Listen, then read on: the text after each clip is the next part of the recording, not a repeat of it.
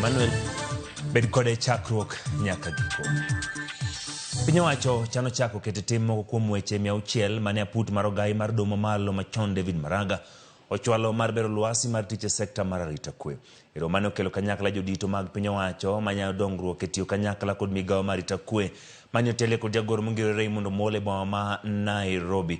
Jotelego koni obila koro nyalo biro buonjo chakre dwe mar adek ni mar piny owacho koro dhi chako keto tim lipot mar aput mar Maraga. Romo bende ochiwo agete ne piny owacho kod sekta mamoko madhi tiyo machiegni kod joket mwandu kendo ni Kenya obedo gi kwe makende mar yuayo johala.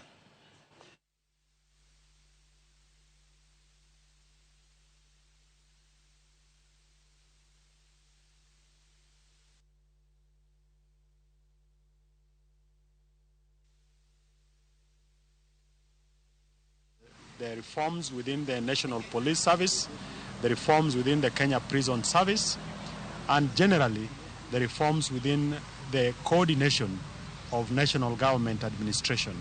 As you are aware that the ministry is responsible for the coordination of government programs and activities across the country. Secondly, there are engagements towards improving not just the infrastructure, but also capacity building of the officers that work with us within the ministry. At the end of last year, the Chief Justice Emeritus Maraga presented a report, and that report had a raft of recommendations, almost 600 of those recommendations that needs to be implemented. The Maraga task force has made these very, very important recommendations around terms and conditions for police, the accountability of police, and around the policy and legislative framework.